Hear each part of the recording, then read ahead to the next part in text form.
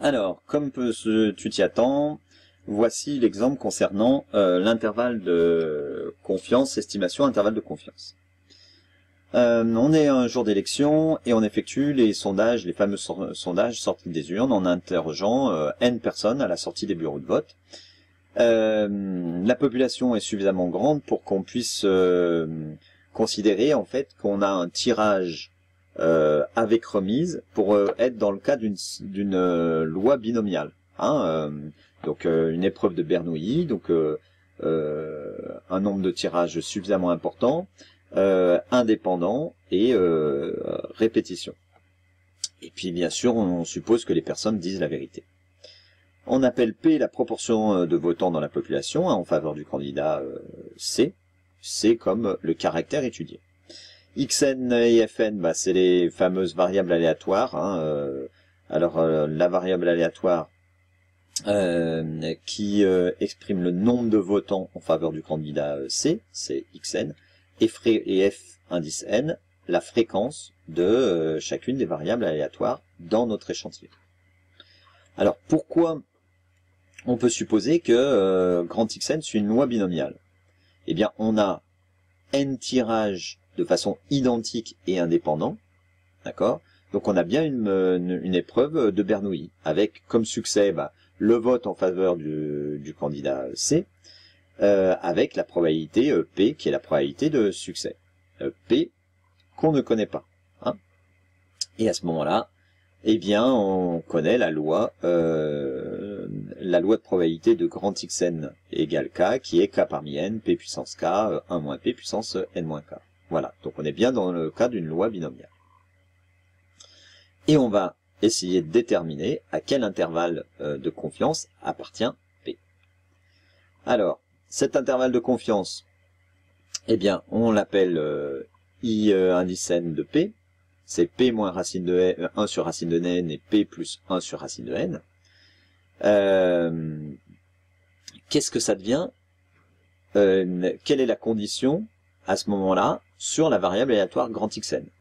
Eh bien, notre fréquence, grand F indice N, elle est dans l'intervalle P moins 1 sur racine de N, P plus 1 sur racine de N. D'accord? Donc, ça signifie que Xn sur N, puisque la fréquence, grand F indice N, c'est grand Xn divisé par N, eh bien, est comprise entre P moins 1 sur racine de N et P plus 1 sur racine de N. On multiplie par N, donc ça nous donne N fois P, et N sur racine de N, ça donne racine de N. Donc la condition sur la variable aléatoire grand Xn, c'est N fois P moins racine de N, inférieur ou égal à grand Xn, inférieur ou égal à N fois P plus racine de N. Si maintenant, je prends un échantillon de 100 personnes, par exemple, eh bien, je vais pouvoir remplacer N par 100, il me faut une proportion. Alors, je peux prendre une proportion de 0,5. Ça me donnera l'intervalle dans lequel est située ma variable aléatoire grand X indice 100. C'est ce qu'on demandait dans la question suivante.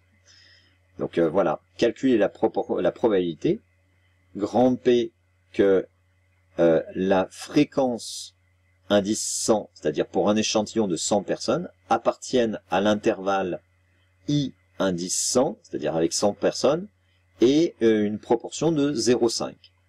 Eh bien, je remplace dans ceci N par 100 et P par 0,5. D'accord? Tout simplement. Et ça nous donne grand X indice 100 compris entre 40 et 60. Maintenant, il faut calculer la probabilité que la fréquence soit comprise dans cet intervalle avec P égale 0,5. Donc ça revient à calculer que la probabilité que grand X 100 soit comprise entre 40 et 60. On peut appliquer les propriétés sur la loi binomiale, donc c'est P de grand X 100 inférieur à 60 moins grand X 100 inférieur ou égal à 39. Eh ben oui, attention, puisque dans la loi binomiale, c'est une loi discrète. Donc il faut prendre 39. Si ici, tu prends P de x indice 100 inférieur ou égal à 40, eh bien en fait, tu vas pas compter la valeur 40, puisque, attention, c'est xn inférieur à 39, inférieur ou égal. Nous, on veut grand x100 supérieur ou égal à 40. Donc, il faut calculer la probabilité que grand x soit inférieur à 60 et enlever toutes les valeurs de 0 jusqu'à 39 pour conserver la 40e valeur. On utilise sa calculatrice pour faire ce calcul-là. Alors, soit tu peux remplacer là-dedans, mais c'est beaucoup trop long. Hein. Tu vas utiliser la loi binomiale de ta calculatrice. Hein. Et on trouve environ eh bien 0,98 moins, oui c'est ça, moins 0,01, c'est-à-dire 0,96 à 0,1 près. Voilà. Donc la probabilité que notre fréquence sur un échantillon de 100 personnes soit dans l'intervalle I, donc pour n égale 100 et la probabilité de succès égale 0,5, bah ça sera 96% à 0,1 près. Voilà. On suppose maintenant qu'on est dans un intervalle de confiance de 95%, c'est-à-dire comme dans notre théorème, un P de f indice n appartient à in de P supérieur ou égal à 0,95. On veut montrer que la probabilité que notre proportion de la population totale appartienne à l'intervalle de confiance soit supérieure à 0,95 avec cette supposition. Alors, on suppose que la probabilité que Fn soit dans l'intervalle I indice n de P supérieur ou égal à 0,95. Et bien déjà, on va écrire que Fn appartient à l'intervalle. Bon, bah l'intervalle c'est P moins 1 sur racine de n, P plus 1 sur racine de n, donc ça veut dire que F indice n est compris entre ces deux valeurs-là. C'est un petit peu comme ce qu'on a fait tout à l'heure, hein. On enlève P de chaque côté, dans les trois membres, et on obtient P moins F indice n qui est compris entre moins 1 sur racine de n et 1 sur racine de n. Puis, maintenant, on va ajouter F indice n de partout. Ah oui, alors tu t'es demandé comment je suis passé de là à là. Bah, on a enlevé P, puis après on a multiplié par moins 1. Je l'ai fait tout à l'heure, hein, voilà. Je l'avais fait dans l'autre sens. Donc on multiplie par moins 1, ça change tous les sens de l'inégalité, des inégalités, et on change les signes de F indice n et de P. Et puis maintenant, une fois qu'on a cet intervalle, bah, on ajoute Fn de part et d'autre, F indice n, et on a P qui est compris entre F indice n moins 1 sur racine de n et F indice n plus 1 sur racine de n. Ce qui équivaut bien à P appartient à cet intervalle-ci. Donc, la probabilité que grand F indice n appartienne à I indice n de P, c'est la même que la probabilité que la proportion soit comprise entre F indice n moins 1 sur racine de n et F indice n plus 1 sur racine de n. Donc en fait, chercher cette probabilité-là revient à ce que nous on veut faire, c'est-à-dire chercher la probabilité que notre proportion soit dans cet intervalle de confiance à 0,95. Voilà. C'est ce que je dis là-dessous. Alors maintenant, appliquons ceci à notre exemple. Le sondage sorti des urnes donne 51% de vote en faveur du candidat C. Donc le 51% de vote, eh bien ça va être notre fréquence F. Alors, déduire la question 2C, une expression de l'intervalle de confiance J indice n de P au niveau de confiance de 95% en fonction de n. Et on va prendre exactement cet intervalle-là. Hein. C'est celui-là, notre intervalle J indice n. Donc J indice n, c'est F moins 1 sur racine de n, F plus 1 sur racine de n. C'est celui-là. Si on veut calculer J indice 100 et J indice 1000, il suffit de remplacer n par 100 et n par 1000 en prenant f égale 0,51, puisque c'est notre sondage sorti des urnes. Ce qui va nous donner eh bien, J indice 100, 0,41, 0,61, et J indice 1000, 0,48, 0,54.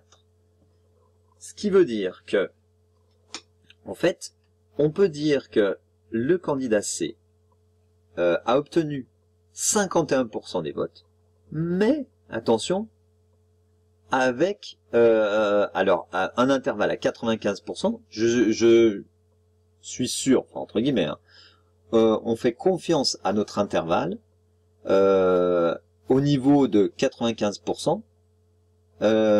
Si on a interrogé 100 personnes, notre intervalle c'est 0,41, 0,61.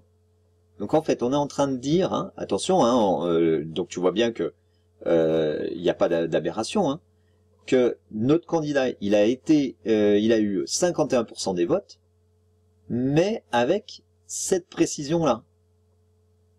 Et avec 1000 votants, 1000 personnes sondées, l'intervalle devient celui-ci, centré en 0,51.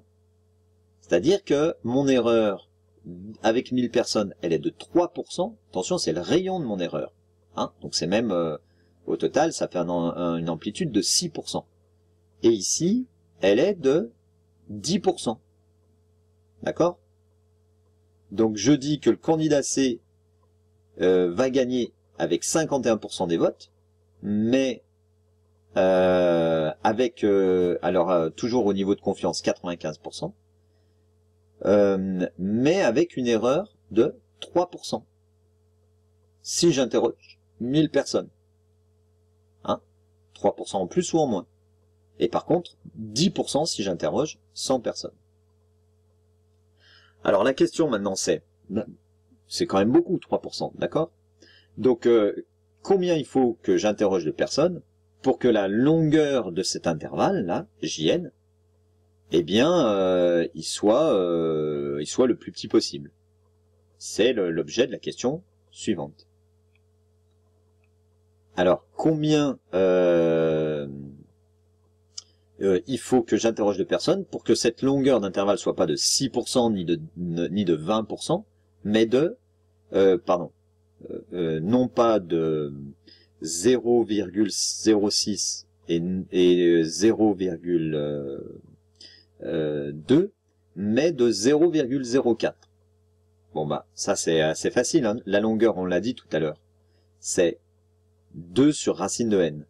Donc on cherche n pour que 2 sur racine de n soit plus petit que 0,04.